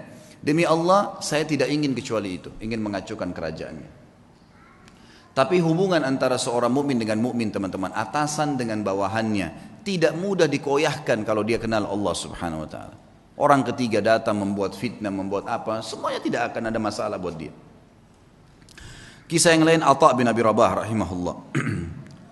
Atha bin Abi Rabah ini teman-teman sekalian pernah, tentu Atha ini sedikit saya berikan gambaran, dan ulama mengatakan dalam ilmu jarh wa ta'dil, dalam ilmu hadis kita boleh ada hal-hal yang boleh disebutkan kalau berhubungan dengan kekurangan seseorang, kalau memang itu ciri khasnya, atau sesuatu yang kalau disebutkan tanpa menyebutkan nama pun, nah ini masuk bukan dalam ghibah. Yang jelas ulama menyebutkan ciri fisik di sini, seperti mereka menyebutkan Nabi SAW jarbu, tidak tinggi tidak pendek, itu bukan aib. Atha bin Abi Rabah ini seorang budak hitam, kulit hitam, disebutkan dalam buku-buku tentang penjelasan biodata beliau, orangnya kurus, kaki kanannya pincang, mata kanannya rusak. Fisiknya sangat kurang, rahimahullah. Tapi waktu Atha bin Abi Rabah menjadi ulama, khalifah waktu itu Sulaiman bin Abdul Malik, adiknya tadi Abdul Malik bin Marwan itu, anaknya Abdul Malik bin Marwan. Waktu sudah meninggal ayahnya dia jadi khalifah. Sulaiman bin Abdul Malik ini orangnya baik, khalifah dan suka dengan alim ulama. Dia mengeluarkan peraturan kalau tidak boleh mengeluarkan fatwa di musim haji kecuali Atha bin Abi Rabah. Orang alim ulama. Karena ini dalam haji tidak boleh sembarangan nih. Sampai Atha bin Abi Rabah dapat julukan ya alimnya ulama, gurunya para ulama. Ulama-ulama pun kalau datang di Mekah banyak meminta nasihat dari beliau. Atha bin Abi Rabah ini rahimahullah, di musim haji datanglah Sulaiman ibn Abdul Malik khalifah dengan anaknya, dengan ketampanannya, dengan dayang-dayangnya, dengan kebesarannya, buka kemah besar, kemudian masuklah wukuf di Arafah. Sementara wukuf, Sulaiman mengatakan, di mana sahibuk, aina sahibukum, mana nih teman kalian nih? Biasanya kalau bahasa sahibukum ini santun dari khalifah untuk mufti, ya, untuk muftinya. Atha bin Abi Rabah ini ada di mana? Kata mereka Amirul Mukminin lagi di kemahnya, lagi menunggu orang-orang yang lagi antri, lagi antri bertanya gitu. Dia bilang saya punya hajat, saya ingin datang ke sana. Baiklah, Sulaiman datang. Sulaiman ini dia menunjuk si, ya, Atha bin Abi Rabah jadi mufti, dia yang memberikan gaji, gitu kan? Pemimpinnya lah. Ya. Dan waktu itu khalifah. Dan perlu diketahui Sulaiman bin Abdul Malik di zamannya ini khilafah Umayyah jadi luas sekali, luar biasa gitu. Kuasanya sangat luas karena ayahnya juga punya kekuatan militer yang besar. Ringkas cerita dia pun datang dan dia seorang saleh. Begitu dia masuk ke kemahnya Atha bin Abi Rabah, disambut oleh Atha bin Abi Rabah, pelukan, ngobrol, saling menyebutkan kata-kata yang santun satu sama lain sebagaimana adab seorang muslim. Setelah itu Atha bin Abi Rabah bertanya, "Wahai Amir Mukminin, kenapa Anda datang ke sini?" Kata dia, "Saya punya hajat. Ada pertanyaan yang saya mau tanya." Kata Atha bin Abi Rabah, ini orang tadi saya bilang ya, kekurangan fisiknya ada, dia pegawainya yang datang ke dia ini, kalau mungkin maaf teman-teman di gubernuran sini, presiden langsung yang datang, bukan cuma gubernur, langsung datang, langsung ke ruangan dia karena ada hajat yang dia mau sampaikan misal, gitu kan. Datanglah teman-teman sekalian, lalu dia mengatakan, atau mengatakan hajat Anda pribadi, pertanyaan pribadi, atau hajat umat Islam? Kata Amir Mu'minin, hajat saya pribadi, pertanyaan saya pribadi. Atha mengatakan, kalau begitu Amir Mu'minin, mohon maaf, Anda keluar antri bersama muslimin, karena ada yang sudah antri sebelum Anda punya hajat pribadi. Kalau itu hajat umat Islam, saya akan dahulukan Anda. Orang di sekitar Sulaiman ini marah, tapi Sulaiman diam, rahimahullah. Beliau sangat luar biasa. Mana ada presiden atau raja mau dipermalukan begini? Kan tinggal jawab selesai kan gitu. Tapi beda nih. Ini namanya muru'ah ya. Kehormatan, menjaga kesucian kehormatan dengan Allah. Luar biasa. Silakan Anda antri karena muslimin sudah antri sebelum Anda. Sulaiman keluar antri. Ini orang di belakangnya sudah pada marah nih. Ajudan-ajudannya segala sudah luar. Ini kalau bukan karena Sulaiman, dalam riwayatnya dikatakan kalau bukan karena Sulaiman diam, maka kami sudah ngamuk nih gitu. Gitu kan? Ini kalau orang sekarang sudah remuk-remuk tulangnya gitu kan. Subhanallah antri. Dan Atha bin Abi Rabah dalam kisah ini dikatakan menjawab fatwa dengan tenang. Hukumnya begini sampai selesai, sampai giliran datang Sulaiman. Begitu datang bertanya dijawab juga dengan tenang. Sudah selesai, pulang, sudah pamit pergi. Begitu kembali ke istana, tentu ada masalah nih ya. Sulaiman bin Malik dengan keimanannya juga akhirnya dia mengatakan, kumpulin semuanya, kumpulin semua kerabat saya yang ada hadir di sini dan semua ajudan pemerintahan. Dipanggil semua kumpul. Di kemah yang besar mereka kumpul. Lalu dia mengatakan, apa yang kalian lihat bukanlah sesuatu yang mempermalukan. Amir Mukminin, raja. Bukan sesuatu yang mempermalukan. Dan demi Allah, Allah memuliakan Atha bin Abi Rabah dari saya karena ilmunya. Dan di dalam Islam memang seorang alim di atas seorang amir. Dan memang saya punya hajat pribadi, maka jangan pernah ada yang merasa marah dengan Atha bin Abi Rabah, karena saya sendiri tidak marah dengan dia. Dan wahai anak-anakku dan para ajudanku, belajarlah agama, karena ilmu agama akan mengalahkan singasana para khalifah. Tapi bagaimana teman-teman? Khalifah bisa begitu, Atha bin Abi Rabah alim bisa begitu. Dan semua dengan lapang dada bisa menjaga. Kenapa? Karena mereka yakin ada raja yang sebenarnya, Allah Azza wa Jalla. Kita teman-teman cuma kebetulan saja beda formalitas, nih baju bedanya cuma sementara. Ini jabatannya, oh ini si fulan, ini mobilnya bedanya begini. Itu cuma hiasan, kemasan. Sama dengan makanan, misal kalau di Makassar ada coto yang ditaruh di mangkuk yang mahal, ada yang ditaruh di piring yang biasa. Tapi sama saja coto, gitu kan gitu. Mudah-mudahan bahasa ini bisa difahamin, gitu kan. Karena kalau makanan langsung paham biasanya. Satu waktu, kisah yang lain, Atha bin Abi Rabah mendatangi, jadi Sulaiman meninggal dunia. Khalifah tadi meninggal dunia, sudah lewat waktunya dia meninggal dunia. Datang adiknya bernama Hisham. Hisham bin Abdul Malik, biasanya memang sudah tradisi, mungkin teman-teman di kantor pemerintahan sudah tahu. Biasanya kalau ada datang pejabat baru, maka dia akan ambil informasi dari pejabat sebelumnya tentang orang-orang relasi yang bisa dihubungin, kan gitu. Itu sudah biasa, turun-temurun memang dari dulu gitu. Tapi mudah-mudahan relasinya ini orang-orang yang tepat. Yang jelas Hisham bin Abdul Malik sudah tahu kakaknya ini Sulaiman terkenal dengan kesolehannya, dengan kealimannya, dia telah menunjuk ya Atha menjadi mufti. Maka dia tidak mau ganggu tuh, dibiarin Atha jadi mufti, lanjutin fatwanya. Satu waktu Atha bin Abi Rabah datang ke istananya. Atha bin Abi Rabah ini teman-teman sekalian naik keledai, keledainya tua. Dan untuk naik ke keledai itu kan biasanya ada pijakan untuk injak ya, itu dari kayu biasa. Bajunya biasa, imamahnya juga sudah tua, besar gitu. Dia lagi jalan dari Mekah menuju ke Damaskus, ibu kota Syria. Perjalanan lumayan 1 bulan. Subhanallah, begitu sudah kelihatan istananya Khalifah Hisham bin Abdul Malik, ada satu ulama lain namanya Atha juga Al-Khurasani dari Persia. Terkenal juga ulama tabi'in, Atha Al-Khurasani. Jadi kalau disebut nama Atha dua ini, Atha bin Abi Rabah di Mekah, ini bekas budak yang jadi alim ulama. Ini Atha Al-Khurasani memang anak pejabat, tapi jadi alim ulama juga. Dia lagi di kereta kencananya, kalau kita sekarang mungkin mobil yang paling mewah gitu kan. Kalau kita kencana dulu, ada 2 orang yang di depan memegang kudanya dihias dengan beragam macam hal. Luar biasa lah, kita tahu ini pejabat gitu. Begitu Atha Al-Khurasani lihat dari jauh, Atha bin Abi Rabah dikenal nih. Dia suruh berhentiin kereta kencananya, ada anaknya yang ikut di situ, anaknya Atha Al-Khurasani lagi ikut. Lalu Atha Al-Khurasani turun, mendekati keledai itu. Kata anaknya yang meriwayatkan kisah, saya belum pernah lihat ayah saya turun mendampingi orang, datangin orang. Biasanya dia yang didatangin, ini enggak, dia turun dia datangin. Siapa orang ini? Sudah imamahnya tua, bajunya tua, keledainya lagi pakai kayu, gitu kan. Kata anaknya nih, dia bilang, saya tidak pernah lihat ada orang semiskin itu. Dalam kisah itu gitu. Lalu ayah saya pun datang memeluk salaman seperti sahabat lamanya. Lalu mereka ngobrol, saya tidak tahu apa yang diobrolin. Lalu kemudian ayah saya kembali ke kereta kencana lalu mengatakan kepada saya, wahai anakku, saya akan masuk bersamanya ke Amir Mukminin. Kata anaknya, ayah, siapa orang ini? Saya belum pernah lihat orang semiskin ini gitu. Kata dia, hati-hati dengan lisanmu. Ini adalah Atha bin Abi Rabah. Kata anaknya, Atha bin Abi Rabah, alim ulama. Kata ayahnya, iya.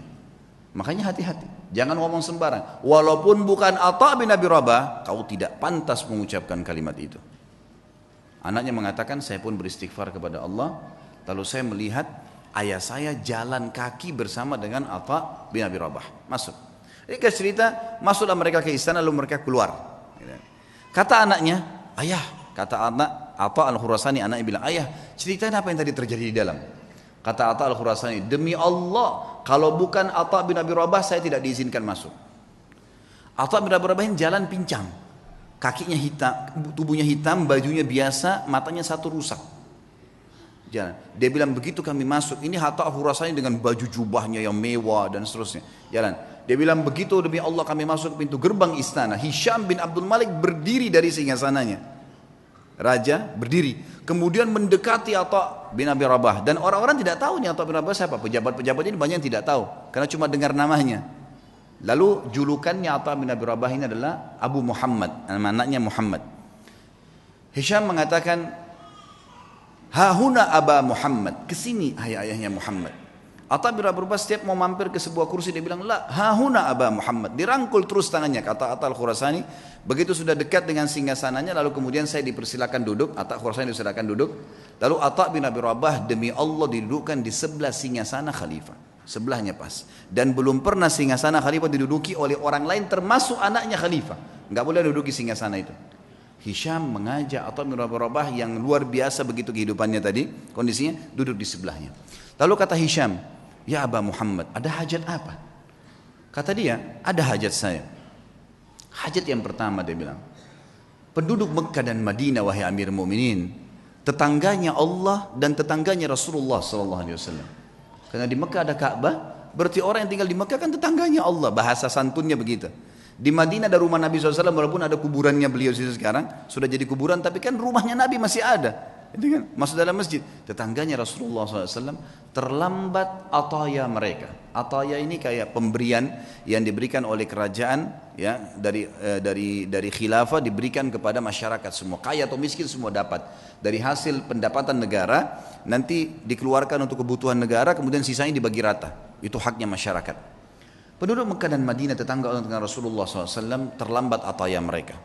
Maka saya mengingatkan anda kepada Allah agar memberikan kepada mereka. Baik. Kata Hisham, ya gulam, sekretaris datang, catat dan berikan sekarang juga. Ada lagi hayanya Muhammad, ada lagi. Para mujahidin yang membela perbatasan kaum muslimin, mereka ribat setiap hari. Terlambat gaji-gaji mereka. Ada istri dan anak mereka mengeluh dengan saya. Maka berikan hak mereka. Ya gulam, catat, segera jalankan pesannya Aba Muhammad. Ada lagi hayanya Muhammad, terus aja Atha menyampaikan hajat muslimin. Gak ada hajat dia pribadi nih, hajat begini, hajat begitu. Ringkasnya adalah terakhir, sudah 5 hajat, 6 hajat disampaikan. Kata Amir Mu'minin, masih adakah hayat Muhammad?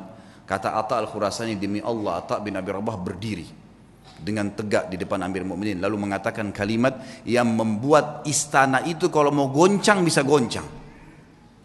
Dia mengatakan apa? Wahai Amir Mu'minin, ada hajat yang lebih penting dari semua yang saya sampaikan tadi. Kata Hisham, apa itu wahai Atha? Aba Muhammad, apa itu? Ini orang-orang kaget, belum pernah ada orang khalifah duduk, dia berdiri depannya dan dia menunjuk nih, ada hajat yang lebih penting. Kata dia, apa itu hai ayah Muhammad? Demi Allah wahai Amir Mu'minin, kau dilahirkan di muka bumi ini sendirian, dan kau juga akan mati sendirian, dan kau akan dihisap oleh Allah sendirian. Demi Allah, semua yang kau lihat di sekitarmu ini tidak bermanfaat buat kamu, maka bertakwalah dengan Allah. Hisham bin Malik menangis, waktu itu menangis luar biasa sambil memukul tongkatnya.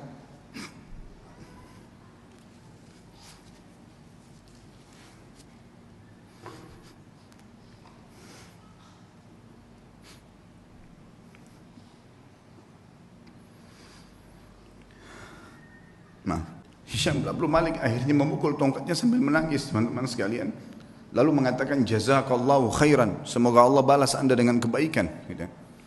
Setelah itu kemudian kata Atha al-Khurasani, kami pun keluar, dan demi Allah Atha bin Abi Rabah tidak minum segelas air pun dari Amir Mu'minin, tidak minum segelas air pun.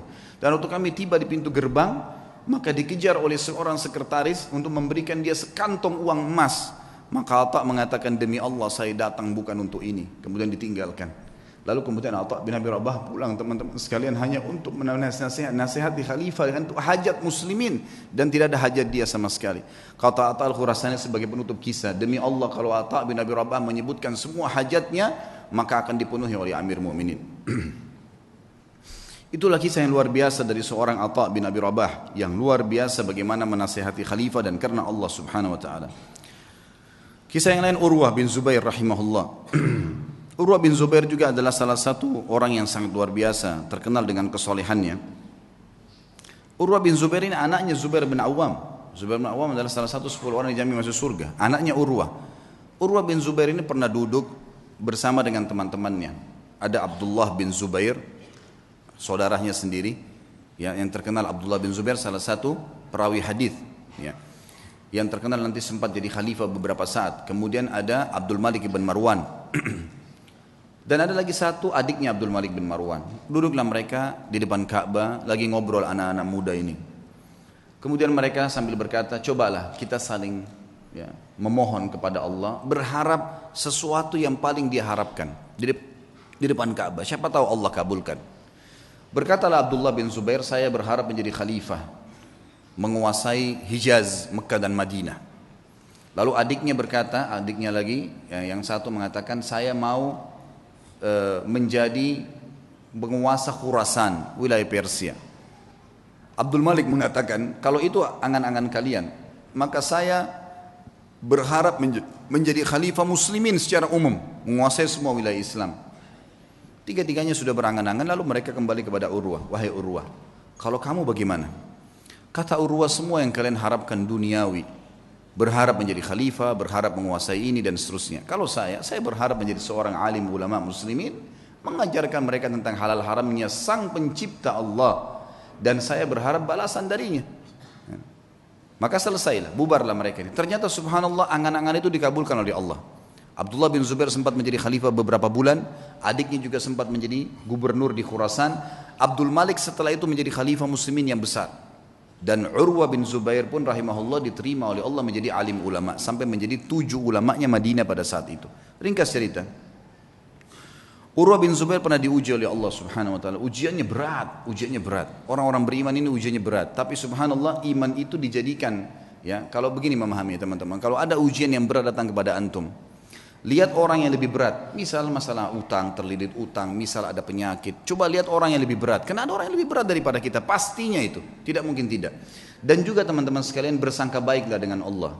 Kata Nabi SAW dalam sebuah hadis Bukhari, hadis Qudsi, kata Allah SWT, ana inda dhanni abdi bi, saya sesuai dengan prasangkaan hambaku. Maka kita harus tahu teman-teman sekalian, kalau Allah sedang mencoba kita, berarti dengan cobaan tersebut Allah sedang mencintai kita, karena kalau tidak sedang dicoba kita akan jauh dari ibadah. Orang kalau datang cobaan itu, sebenarnya dia makin dekat dengan Allah. Dan umurnya makin pendek untuk menuju ke akhirat. Artinya makin pendek, tidak ada peluang untuk berbuat dosa lagi. Pendek dari sisi kemaksiatan, gitu kan. Dia tidak bisa berbuat dosa lagi karena tidak ada waktu. Antum kalau lagi sakit keras terus diajak ke diskotik, diajak pergi apa, diajak buat apa, nggak ada waktu. Orang yang buat dosa itu biasanya kalau banyak waktu lihai-lihaiya, lagi kosong, lagi nggak ada cobaan, lagi enak, mobil mewah, uang banyak, itu maksiat nanti. Allah dengan maha cintanya kepada hambanya, dengan kemahamurahannya mendatangkan cobaan supaya dia tetap begitu, biarin dia begitu, karena dia Allah tahu dengan begitu makin pendek umur untuk bermaksiat, tidak ada waktu bermaksiat, dan dia makin dekat dengan akhirat, dan itu pahalanya sudah cukup untuk memberikan derajatnya di surga sampai pada target. Seperti itulah. Maka nikmatin tuh cobaan, ya, jangan terlalu banyak mengeluh. Coba nikmatin. Nanti akan kita sebutkan kisahnya. Urwah rahimahullah, beliau pernah mendatangi seorang khalifah, adiknya lagi Hisham, namanya Al-Walid ibn Abdul Malik. Al-Walid ibn Abdul Malik ini teman dekatnya dia, gitu kan. Jadi khalifah setelah kakaknya meninggal, kemudian diundanglah Urwah bin Zubair ini rahimahullah dari Madinah datang ke Irak, di Damaskus waktu itu. Dia bawa anak laki-lakinya teman-teman sekalian. Anak laki-lakinya ini anak laki-laki yang sudah hafal Quran, umurnya sekitar 20 tahun, dibawa sama Urwah, dan ini mau dicetak jadi kadernya dia. Dan waktu itu kebetulan tidak ada anak laki-lakinya kecuali ini, satu orang. Dia punya 4 orang anak, 3-nya perempuan. Dia banggakan anaknya, dibawalah sama dia. Ringkas cerita, begitu mau masuk istanahnya Al-Walid rahimahumullah, kemudian anaknya berkata, ayah, saya ingin melihat kuda-kuda kerajaan, bisa nggak? Oh ya silahkan, kata ayahnya. Saya akan bertemu dengan Amir Mu'minin, ngobrol, kamu silahkan lihat. Dia lihatlah. Lagi ngobrol nih, Urwah bin Zubair sama Khalifah Al-Walid lagi asyik ngobrol, tiba-tiba datang berita. Seorang pengawal masuk ketakutan, tiba-tiba memotong pembicaraan Khalifah, dan ini adabnya pada saat itu, ada peraturan di kerajaan tidak boleh memotong pembicaraan Khalifah, kecuali penting sekali.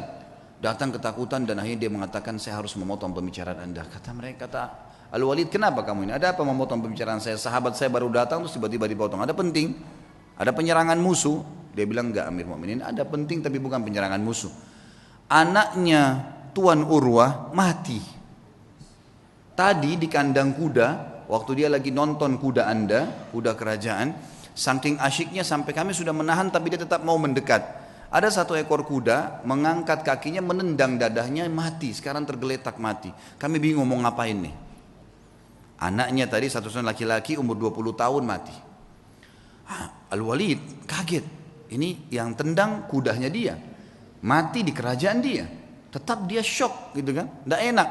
Tapi subhanallah dia balik ke arah Urwah. Urwah senyum. Urwah senyum. Lalu Urwah mengatakan, Inna lillahi wa inna ilahi raji'un. Berikan jenazahnya biar saya yang urus. Dengan sangat tenang dia turun dari duduk tadi bersama khalifah, dia lihat jenazah anaknya, ditutup matanya, diuruslah jenazahnya sama dia, dimandikan. Kata perawi kisah ini, tidak ada setetes pun air mata yang jatuh dari matanya Urwah. Dia urus jenazahnya selesai. Kemudian dia bilang sama Walid, saya mau turunkan anak saya di kuburan sendiri. Baiklah, turun. Begitu turun subhanallah di kuburan. Dalam kisah ini dikatakan ada satu penyakit teman-teman. Penyakit ini saya tidak tahu dalam bahasa Indonesia, tapi dalam bahasa Arab disebutkan gargarina namanya. Gargarina ini penyakit harus amputasi, nggak bisa enggak. Kalau kena itu biasa ada di jenis-jenis tanah tertentu. Jadi orang turun tidak pakai sendal, di zaman dulu itu bisa kena dan itu tidak ada obatnya zaman dulu. Harus dipotong, dia membusuk tiba-tiba kakinya. Urwah rahimahullah begitu turun, taruh jenazah anaknya, begitu sudah keluar, pas keluar kakinya kena gargarina itu. Kena penyakit, tiba-tiba membusuk, ya kalau kita mungkin bonyok gitu ya, sudah mulai menghitam, tiba-tiba dalam sekejap. Lalu waktu Urwah mau jalan nggak bisa, dicek ada tabib, ada Walid datang situ, khalifah juga lihat ini kenapa nih, panggil tabib, kata ini kena gargarina. Apa solusinya? Harus dipotong. Dalam waktu yang sama nih, anaknya baru mati ditendang kuda, dikubur pada saat itu, dia pun kena penyakit ini, harus potong kakinya. Amir Mu'minin Walid bilang, coba tanya jalan keluar ada obat? Enggak ada, ini enggak ada lain. Baiklah. Kata Urwah waktu ditanya, bagaimana Urwah? Senyum. Inna lillahi wa inna ilaihi raji'un. Udahlah, potong aja. Potong kaki ini, bukan potong daging biasa. Ya, potong aja. Baiklah. Kata Amir Mu'minin, baiklah kalau gitu. Sampai taruh Urwah bin Zubair di ruangan yang paling leks di istana ini. Dan lakukan pemotongan di sana. Taruhlah sebuah tempat yang mewah segala, tabibnya datang. Tapi dia bilang, wahai Tuan Urwah, kita ini akan memotong daging Anda dan tulang Anda. Tradisi kami adalah harus pasien mabuk, minum khamr, tidak sadar, baru kami potong. Kalau enggak bisa. Kata Urwah, demi Allah saya tidak pernah nyentuhkan setetes pun di tenggorokan saya yang haram. Masa sekarang saya mau, begitu cobaan datang saya mau pakai minum ini? Enggak bisa. Lalu apa solusinya? Pokoknya jangan pakai ini. Musyawarah sama Walid, ya Amir Mu'minin bagaimana nih, tamu anda nggak mau minum khamr, kita nggak ada solusi lain, pikirin cari jalan keluar, tapi yang penting aman. Gak lama kemudian datang tabibnya bawa 10 orang laki-laki semuanya bodyguard, kekar semua badannya. Kata Urwah, untuk apa nih? Untuk pegang anda nih, nggak ada solusi lain, harus pegang, nggak boleh bergerak, ini daging sama tulang saya akan potong, gerak sedikit ini sudah salah. Kata dia, saya tidak perlu sama mereka. Lalu apa jalan keluarnya, wahai Tuan? Kaki anda harus dipotong, kalau enggak nyebar ke seluruh tubuh. Saya akan bertasbih dan bertahlil, berzikir kepada Allah. Kalau kau lihat wajah saya sudah merah, potong kaki saya. Kata tabibnya, ya sudah, mau apa ini, enggak ada solusi lain. Baiklah, suruh keluar semua. Lalu kemudian mulailah tabib ini menyuruh 2 orang ya, pendampingnya untuk menyiapkan segala yang berhubungan dengan kebutuhan untuk memotong itu. Lalu Urwah mulai tutup matanya sambil subhanallah walhamdulillah wala ilaha illallah wallahu akbar, direnungi dalam hati, diresapi, dan betul wajahnya berubah jadi merah, memerah. Kata tabib, betul saya lihat wajahnya merah, saya potong kakinya. Saya potong kakinya, terpotonglah kakinya. Begitu selesai terpotong, gitu kan? Kemudian ditahan darahnya, lalu saya mengatakan, Tuan Urwah, sambil Urwah berzikir, subhanallah walhamdulillah wala ilaha illallah wallahu akbar, tutup mata, lalu ditepuk, wahai Tuan Urwah, kaki anda sudah kami potong. Dia bilang alhamdulillah. Biasa. Kakinya terpotong nih, alhamdulillah. Terus kata tabibnya, tapi belum, darah masih ngucur. Kami butuh memberhentikan darah itu. Kata dia, berhentikanlah. Dia bilang tidak ada jalan lain kecuali kaki anda kami rendam di minyak panas. Nggak bisa, harus minyak panas baru bisa. Minyak panas langsung membuat itu berhenti darahnya. Dia bilang lakukanlah. Saya akan berzikir lalu lakukan. Dia baca subhanallah, alhamdulillah. Kalau wajah saya memerah, tutup. Tapi subhanallah manusia, begitu dia berzikir ditaruh minyak panas, dia sempat teriak sebentar lalu pingsan. Urwah rahimahullah terkenal teman-teman sekalian tidak pernah meninggalkan rubu' Al-Quran. Rubu' ini 10 juz setiap hari. Selalu bacaannya, tidak pernah tertinggal. Dalam kisahnya dikatakan dalam 3 hari khatam Quran, selalu bacaannya. Dan tidak pernah ketinggal 10 hari. Dan satu-satunya hari yang dia tidak baca 10 juz itu hari itu saja. Dikatakan dalam kisah hidupnya. Dan maka dia punya julukan kalau nggak salah Khazinul Quran, sahabatnya Al-Quran gitu loh. Ringkas cerita teman-teman, setelah dipotong, pinsankan tadi, direndam dengan air panas, air minyak panas dia pingsan. Setelah dia bangun dia bilang, mana telapak kaki saya? Didatangkan, orang semua heran kenapa dia bilang minta kakinya. Diambil sama dia lalu diangkat sama tinggi lalu dia bilang, demi Allah selama 40 tahun, itu umurnya Urwah 40 tahun, selama 40 tahun belum pernah sekalipun saya gunakan kau ke tempat yang haram. Dan saya bersyukur kepada Allah karena kau dikembalikan padanya dalam kondisi kau suci. Tidak pernah satu kali pun ke tempat yang haram. Dia berikan kesaksian terhadap dirinya. Dan ini boleh diucapkan kalau seorang mukmin yakin dengan apa yang dia lakukan. Baiklah. Kemudian setelah itu dia pulang ke Madinah teman-teman sekalian. Tentu sebelum pulang ke Madinah Amir Mu'minin ini bingung gimana caranya meringankan bebannya Urwah nih. Supaya dia bisa tenang. Subhanallah di hari yang sama dengan hikmah Allah ada suku Arab datang, Badui. Mereka kelihatan dari padang pasir kondisinya sangat susah gitu. Masuk. Ada satu di antara mereka matanya buta ditopang oleh teman-temannya. Begitu masuk kata Al-Walid, apa cerita kalian nih? Dari mana kalian? Kami dari kampung ini kami butuh ini dan seterusnya. Terus ini yang buta kenapa nih? Ceritalah. Walid ini bilang saya tidak tahu kenapa saya tanya. Kata yang buta itu, wahai Amir Mu'minin, saya pemimpin mereka. Saya kepala sukunya. Dan saya ini Amir Mu'minin adalah orang yang paling sehat dulunya. Mata saya sehat, orang yang paling kaya dan paling banyak keturunan saya. Tapi keadaannya sekarang jadi begini. Kata Amir Mu'minin, memang apa ceritanya kamu nih? Dia bilang ceritanya begini Amir Mu'minin. Satu malam saya sedang jalan sama istri sama anak saya semua sama dayang-dayang saya. Jumlahnya banyak nih, ratusan orang. Semua harta saya bawa. Saya mau pindah kota. Kami turun di sebuah lembah, tiba-tiba waktu lagi tidur malam, ada banjir nggak tahu dari mana di padang pasir tuh lembah mengangkat semuanya, kemah-kemah, harta, unta-unta, semua anak istri saya mati semuanya. Terbawa dengan air, banjir tiba-tiba, nggak tahu dari mana. Ini kisah nyata, semuanya hilang. Dia bilang saya pun menyelamatkan diri saya dengan bergelantung di sebuah pohon yang masih ada di situ. Saya pegang. Pada saat saya lagi pegang pohon itu, saya melihat air sudah hilang, gitu, sudah mulai reda. Tinggal ada satu ekor unta yang terikat di tali tadi dan ada anak saya tergantung dengan bantal tidurnya itu di sebuah ranting pohon gitu. Maka saya pun turun melihat anak saya masih hidup, saya pun coba selamatkan dia. Saya biarkan anak saya itu, kemudian saya kembali ke unta tadi ingin membuka talinya. Waktu saya ingin membuka talinya, saya dengar anak saya menangis. Saya balik, ternyata leher anak saya, kepalanya sudah di mulut serigala. Dia bilang saya balik mau kejar udah nggak bisa, anak saya sudah dibawa lari sama serigala itu. Maka saya cuma mau selamatkan diri saya sendiri. Begitu saya balik ke arah unta ini mengangkat kakinya dan menendang ke mata saya sehingga saya buta. Maka dalam satu malam Amir Mu'minin saya jadi orang yang buta, jadi sakit, anak istri saya hilang, harta saya semua habis. Kata Amir Mu'minin Al-Walid, alhamdulillah yang telah mengutus kamu datang ke sini. Berikan semua apa yang dia mau orang ini, penuhi semua kebutuhannya dan bawa dia kepada Urwah, suruh ceritakan kisahnya.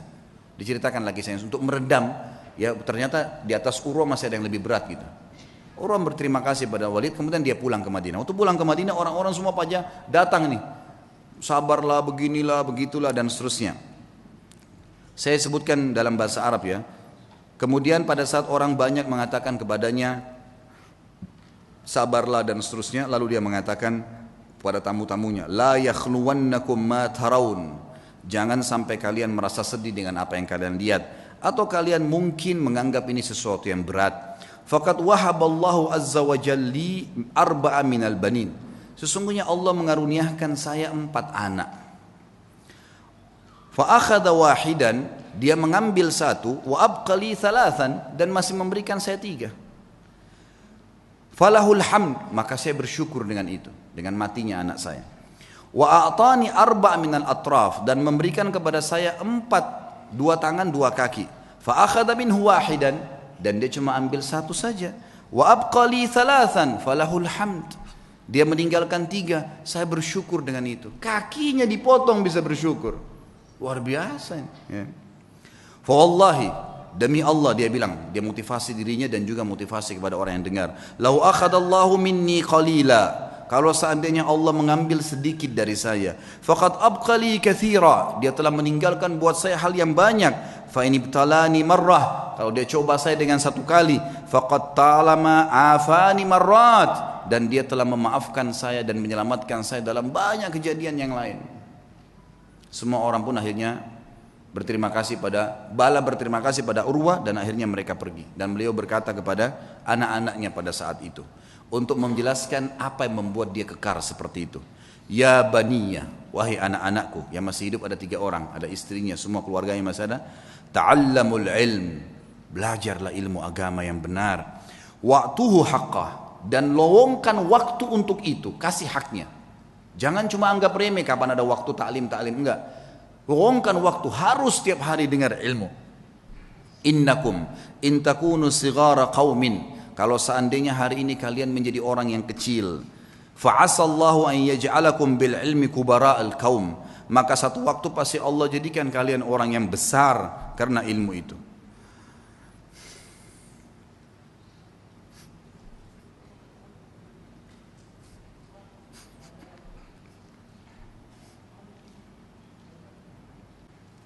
Wa saw'ata hal fid dunya akbah min syaikhin jahil, dan sungguh buruk sekali, apakah ada yang lebih buruk dari orang tua yang bodoh gitu, tidak mengerti agamanya. Lalu beliau berkata juga, iyyakum antaraw sadaqata annaha sadaqatun bal i'tabaruha hadiyah, hati-hati jangan pernah kalian melihat amal yang kalian kerjakan atau sedekah yang kalian keluarkan adalah sedekah yang kalian anggap remeh, tapi jadikanlah sedekah itu sebagai hadiah, tahdilillahi azza wa jal, yang kalian berikan hadiah kepada Allah subhanahu wa ta'ala. Wala yahdiyanna ahadukum lillah, dan janganlah kalian memberikan hadiah sesuatu untuk Allah. Yastahi an yahdiyahu li azizil qaum, yang dia malu untuk memberikan kepada terhormatnya kaum atau pejabatnya satu kaum. Fa inna Allah azza wa jalla azzu wa akramul kurama, karena Allah itu adalah zat yang paling pantas untuk dimuliakan, dan dia adalah zat yang paling layak dan paling pantas untuk memberikan balasan yang lebih mulia. Wa haqqu an takhtar li hadiyatikum, dan yang paling pantas kalian berikan hadiah yang terbaik dari kalian. Kemudian beliau mengatakan, ya baniya, wahai anak-anakku, idza ra'aitum min rajulin fi'latal khair, kalau kalian melihat dari seseorang perbuatan baik darinya, fa'ammilu bihi khaira, maka pasti jadikan orang itu baik, sangka baiklah kepada orang itu. Wa in kana fi nadarin nasi rajulus su', walaupun dia di mata orang dianggap buruk, fa innalaha akhwatun amsalihah, karena perbuatan baiknya itu pasti punya saudara-saudara kebaikan yang lain. Wa idza ra'aitum min rajulin fi'latal syarr, kalau kalian melihat perbuatan buruk dari seseorang, laki-laki atau seseorang, fahdharuhu, hati-hatilah dari orang itu. Wa in kana fi nadharin nasi rajulun khair, walaupun di mata manusia dia adalah orang yang baik, fa innalaha akhwatun amsalihah, karena perbuatan buruk itu punya saudara-saudara yang ikut dengannya. Wa'lamu, ketahuilah, annal hasanati tadullu ala akhawatiha, bahwasanya semua kebaikan-kebaikan akan mendatangkan saudara-saudaranya. Wa annas sayyiati tadullu ala akhawatiha, dan seluruh dosa-dosa juga memiliki saudara-saudaranya. Masih ada waktunya? Baik, kisah Sufyan ats-Tsauri rahimahullah. Sufyan ats-Tsauri punya julukan dengan Sajjad, orang yang sangat suka sujud, sampai dahinya sangat hitam rahimahullah, dan dikatakan beliau kalau sujud tidak mengangkat kepalanya sampai hajatnya selesai dengan Allah. Satu waktu khalifah meminta dia untuk menjadi hakim, punya jabatan, dan waktu itu hakim gajinya lebih tinggi daripada khalifah, punya istana yang mewah, punya kereta kencana dan seterusnya. Yang jelas teman-teman sekalian, ditawarkan dia menjadi hakim dan dia nolak, karena waktu itu dia seorang ulama. Sufyan ats-Tsauri seorang ulama Mekah yang terkenal, dan memang dia orang yang paling layak, paling faham tentang perkara-perkara masyarakat. Lalu dia nolak dengan santun mengatakan saya tidak bisa dan saya khawatir saya akan dihisap oleh Allah hari kiamat kalau saya berhukum yang salah. Maka khalifah mengatakan kau harus menjadi. Karena dia nolak dan dipaksa, akhirnya dia pun melarikan diri dari Mekah. Dia jalan teman-teman sekalian. Sufyan ats-Tsauri rahimahullah jalan dengan menggunakan jubah menutup kepalanya dan meninggalkan Mekah. Sampai jalan menuju ke Yaman. Selama 3 bulan perjalanan kaki sampai di Yaman, kemudian dia tiba di sebuah kebun kurma. Kemudian dia menawarkan diri untuk menjadi pegawai di kebun kurma itu dan orang tidak tahu siapa dia. Kemudian berkatalah pekebun kurma tersebut, saya akan berikan gaji kamu seperti orang-orang yang bekerja sama saya. Dia bilang baiklah, saya terima. Yang penting saya ada tempat tinggal dan saya bisa ibadah. Berjalanlah 3 bulan dia menurunkan kurma dari pohon. Seorang alim ulama yang sangat dihormatin pada saat itu, sangat dihormatin. Kemudian dia pun rahimahullah setelah 3 bulan ditanya oleh pemilik kebun tersebut. Dia bilang, wahai Abdullah, dulunya ditanya dia, siapa nama kamu? Dia bilang, saya Abdullah. Dia tidak dusta. Dia bukan tujuan dusta. Dia mengatakan, saya Abdullah, maksudnya saya adalah hamba Allah. Gitu kan? Karena dalam bahasa Arab begitu. Kalau dia sebut namanya, dia ditangkap oleh khalifah. Dia tidak mengatakan nama saya, dia mengatakan saya adalah hamba Allah. Gitu kan? Bahasa Arabnya, ana Abdullah. Rupanya pemilik kebun menangkap namanya Abdullah. Dipanggil, wahai Abdullah, kesinilah. Datanglah Sufyan rahimahullah lalu ditanya, apa perbedaan antara kurma kami dengan kurma kalian? Maka kata Sufyan rahimahullah, saya tidak pernah tahu perbedaannya karena saya tidak pernah mencicipi sedikit pun dari kurma anda. Maka kata pemilik kebunnya, apakah kamu ini tinggal 3 bulan di kebun saya, turunkan kurma, sortir tiap hari, gak pernah kamu makan 1 butir pun? Dia bilang, demi Allah 1 butir pun tidak pernah karena anda tidak pernah mempersilahkan saya. Maka kata pemilik kebun, teman-teman sekalian, dia bilang, apakah kau mau mencontohi muru'anya, ya, kehormatan ibadahnya Sufyan ats-Tsauri? Dia nggak tahu kalau ini orangnya. Maka yang terjadi teman-teman sekalian, dia pun diam si Sufyan ats-Tsauri, lalu kemudian dia sudah tahu akan terjadi apa-apa, lalu dia membungkus barang-barangnya, dia tinggalkan kebun tersebut. Ternyata pemilik kebun ini sudah mendengar berita kalau Amir Mukminin waktu itu menyuruh menangkap Sufyan ats-Tsauri secara paksa. Siapapun yang menangkapnya akan dikasih 1 peti emas. Disebarkan berita, tangkap Sufyan ats-Tsauri, hidup atau mati. Maka pada saat itu teman-teman sekalian, tentu ini kisahnya panjang, saya ringkaskan. Kemudian si pemilik kebun datang kepada temannya di sana lalu berkata, ada pegawai kebun saya unik, kenapa saya tanya dia perbedaan antara kurma Hijaz, Mekah dan Madinah, karena dia mengaku dari Hijaz, dia dengan Yaman dia tidak tahu. Dia bilang dia tidak pernah incipin 1 butir pun karena saya tidak pernah persilakan selama 3 bulan jadi pegawai. Maka temannya mengatakan, sebentar, ya, bagaimana cirinya pegawai itu? Disebutkan cirinya seperti ini. Kata dia, itulah Sufyan ats-Tsauri. Kita kejar dia, tangkap, kita berikan kepada Amir Mukminin, ambil 1 peti emasnya. Waktu mereka kembali ke kebun sudah tidak ditemukan. Jadi Sufyan ats-Tsauri sudah kembali ke Mekah. 3 bulan kemudian, jadi ini sudah dari 6 bulan dari masa pengejaran, dia pun 3 bulan lagi kembali ke Mekah. Waktu dia kembali disambut oleh masyarakat Mekah, dia ulamanya gitu kan, muftinya Mekah pada saat itu, lalu disambut, mereka pun belajar. Lalu beberapa ulama lain menasihati, mengatakan, wahai Sufyan, Amir Mukminin sudah sangat marah, dia akan menghukummu. Dia bilang, saya lebih takut dengan raja yang sebenarnya, karena kalau saya salah berhukum maka akan jadi masalah. Dan dia harus bisa mengerti, saya tidak bisa memaksakan diri gitu kan. Harusnya dia bisa memaklumi, dan masih banyak orang-orang yang bisa dijadikan sebagai pengganti saya. Lalu waktu Amir Mukminin waktu itu tidak disebutkan, saya tidak dapatkan namanya, dikatakan mendengar Sufyan ats-Tsauri ada di Mekah, lalu dikejar sama dia. Dia bilang, saya akan membunuh sendiri Sufyan ats-Tsauri dengan tangan saya. Kata temannya yang meriwayatkan kisah ini, Sufyan ats-Tsauri itu mendengar berita tersebut pun, kemudian dia sujud sholat 2 rakaat di depan Ka'bah, kemudian dia sujud, dan demi Allah saya tawaf 7 kali, dia belum mengangkat kepalanya dari sujud di sujud yang pertama. Jadi sujud tidak pernah angkat.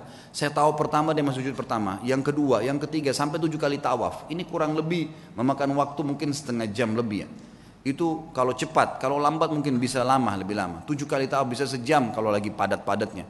Maka dia sujud, dia bilang, saya duduk di sebelahnya dan saya tahu tuh sujud pertama karena setelah dia masih angkat sujud yang kedua, kemudian dia berdiri rakaat kedua dan 2 sujud selanjutnya. Yang jelas teman-teman sekalian, selesai sholat saya melihat dia, kata perawi kisah ini, mendatangi Ka'bah lalu memegang kain Ka'bah sambil mengatakan, aqsamtu bika rabbi, saya bersumpah atas namamu hai Tuhanku, jangan biarkan khalifah ini untuk masuk ke Mekah. Maka yang terjadi adalah dikatakan dalam kisah ini, Amir Mukminin pun waktu khalifah itu waktu mendekati pintu gerbang Mekah, ya, sempat berkemah dan meninggal sebelum masuk ke dalam Mekah. Tapi yang jelas kisah yang kita ambil dari Sufyan ats-Tsauri adalah bagaimana beliau rahimahullah takutnya kepada Allah mengalahkan takutnya kepada pemimpin manusia. dan dia meninggalkan jabatan yang tinggi karena takut dihisab hari kiamat. Kemudian yang terakhir teman-teman sekalian adalah kisah seorang sahabat yang masyhur namanya Rub'i al-Amir rahimahullah. Ini saya tutup dengan kisah ini. Rub'i bin Amir rahimahullah adalah seorang ulama, bukan seorang ulama, salah satu pasukan perangnya Sa'ad bin Abi Waqqas yang akan masuk, yang diutus oleh Sa'ad bin Waqqas untuk mendatangi ya Rustum. Rustum ini adalah panglima perangnya Romawi, Persia, panglima perangnya Persia. Rubi' al-Amir bin Amir rahimahullah ini terkenal sekali orangnya. Waktu dipanggil oleh Umar bin Khattab untuk berjihad, maka dia pun mengambil panci masaknya yang dia letakkan di kepalanya, karena tidak punya topi untuk berperang. Panci masak dipakai jadi topi, kemudian pisau dapur dibawa untuk berperang. Dia tidak punya pedang. Dia nunggangi keledainya yang tua, ikut di pasukan. Oleh Amir Mu'minin Umar bin Khattab disuruh jalan. Subhanallah, Sa'ad bin Abi Waqqas waktu itu diutus pasukan oleh Umar bin Khattab dengan 30.000 pasukan menghadapi 240.000 pasukan Persia. Dan Persia kaget. Waktu mereka pun tahu 240.000, mereka tidak mundur sedikit pun. Maka Rustum ini ahli perang. Dia bilang, saya mau tahu dulu bagaimana sih kekuatan 30.000 itu, kok berani benar? Gitu kan? Seperti apa sih kekuatan mereka? Dikirimlah surat kepada Sa'ad bin Waqqas negosiasi. Datanglah 1-2 orang terus menerus negosiasi dan semuanya hampir sama perkataannya. Tapi yang paling pertama datang adalah Rub'i bin Amir rahimahullah radhiyallahu anhu. Sahabat Nabi yang mulia ini datang dengan keledainya. Gitu kan? Dia bawa pisau dapur dan ada tombak yang dia pinjam dari temannya. Dia datang, begitu tiba di istana, kata Rustum, buat dia tidak masuk ke istana kecuali sudah hormat dengan saya, dan hiasi semua istana ini dengan emas. Semuanya, pintu gerbangnya hiasi dengan emas, semuanya taruh harta-harta gelimpangin gitu. Buat mereka mau tahu gila harta enggak ini? Semuanya, bantal-bantal semua singgasana hiasi dengan emas, semuanya taruh emas, geletakin emas di sana sini. Dibuat semewah mungkin. Waktu datang Rub'i radhiyallahu anhu, begitu melihat kejadian tersebut, dia turun dari keledainya, lalu dia mengatakan, bagaimana dengan undangan kalian? Kata mereka, kau tidak bisa masuk kecuali kau harus menghormati Rustum. Mengatakan, wahai Rustum yang terhormat, saya pamit mau masuk. Kata Rub'i, saya tamu dan saya yang harus dipamiti untuk masuk, bukan saya yang pamit. Lalu Rub'i melihat di situ ada tikar permadani, di atasnya banyak emas. Sama beliau disengkirin emasnya, permadana itu diambil, dipotong pakai pisaunya dia, dibelah dua. Diambil, ditaruh di keledainya, dianggap sebagai ghanimah, harta rampasan perang, ditaruh sama dia. Kemudian dia mengatakan, ini pembukaan harta rampasan perang kami kalau kau tidak buka pintu gerbang. Sendirian. Dan Rub'i ini perlu anda tahu, orangnya pendek, kecil, bukan orang yang tinggi kekar. Orang-orang Persia waktu itu tinggi besar, kekar-kekar semuanya. Diberitakan ke dalam. Kata Rustum, baiklah, tutup pintu gerbang, buka sedikit saja, supaya dia masuk tunduk kepada saya. Diperintahkan masuk, pintu gerbang dibuka sedikit. Memang tidak bisa orang masuk, harus tunduk. Maka Rub'i lihat, subhanallah, Allah memberikan orang beriman itu hatinya bisa melihat, ya. Dia bisa membaca, namanya firasatul mu'min.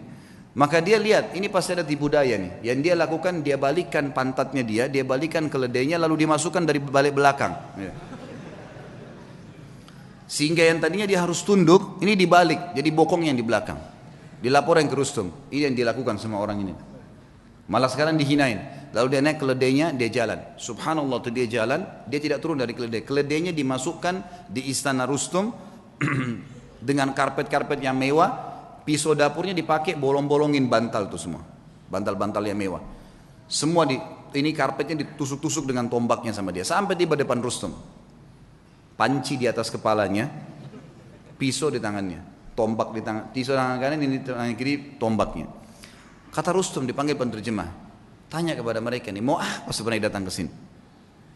Terjemahkan, hai orang-orang Arab, kalian kan dulu di padang pasir, tidak punya apa-apa kecuali gembala kambing. Untuk apa kalian datang ke sini? Kalau kalian butuh harta, sebut saja, kami akan kasih pulang. Kalau kalian butuh gembalaan, kami kasih berapa bun unta dan kambing yang kalian mau.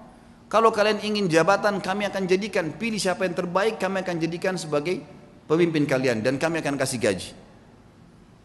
Lalu jawaban Rubi'i rahimahullah, ini orang kalau sudah mengenal Tuhannya, dia mengatakan, kami datang dari sana tidak butuh dengan harta yang sedang kau pamerkan ini. Dan kami datang mengeluarkan seluruh hamba termasuk kamu dan kami dari menyembah makhluk kepada menyembah pencipta sang makhluk. Itu saja. Kalau kau patuh, maka kau dengan kerajaanmu, kami akan pulang. Hukum Allah, berhenti menyembah, karena waktu itu raja mereka Kisra dianggap Tuhan. Berhenti menginjak Kisra. Kisra pun tetap dengan kerajaannya, kau tetap sebagai panglima perangnya, semua kau milikin, tidak ada yang hilang di sini. Cuma itu saja. Kemudian kami pulang. Lalu kata si Rustum, baiklah kalau gitu, izinkan kami berfikir, mungkin butuh waktu. Kata Rubi'i, berapa lama kalian butuh? Sehari, 2 hari? Kata Rustum, tidak. Mungkin kami butuh 2 bulan, 3 bulan berfikir, musyawarah dulu. Kata Rubi'i, saya hanya kasih kalian waktu maksimal 3 hari. Karena pemimpin kami Nabi SAW mengizinkan musuh berfikir 3 hari maksimal. Tidak boleh lebih daripada itu. Kata Rustum, terjemahkan ke orang ini siapa? Pemimpin mereka. Kata Rubi'i, terjemahkan, kau pemimpinnya? Dia bilang bukan, saya pasukan yang paling di belakang gitu. Saya ini pasukan yang paling biasa, prajurit yang paling biasa. Kata Rustum, terjemahkan lagi, kenapa kok kau bisa ambil keputusan begitu? Dia bilang, dijawab sama dia, karena agama kami mengajarkan dari pemimpin muslim sampai masyarakat biasanya keputusannya satu. Kalau saya sudah berikan amanah, keamanan, semua harus patuh terhadap pemimpin saya. Muslim semua begitu, kami satu jasad. Kata Rustum, baiklah, izinkan pulang orang ini. Begitu diizinkan pulang, kata Rustum, tulis surat kepada Kisra. Ini yang sedang kita hadapin nih, semuanya 30.000 manusia yang kayak gini nih. Ini untuk dihadapin susah nih. Gak bisa, keras, tegas, dan memang maunya, gak bisa. Harus begitu. Tidak ada jalan lain, urusan tangan Anda. Berperang atau kita mengalah saja. Ini gak bisa. Karena Kisra gak berhadapan sama pasukan muslimin, dianggap kuat, udahlah pasukan, perang aja, lawan gitu kan.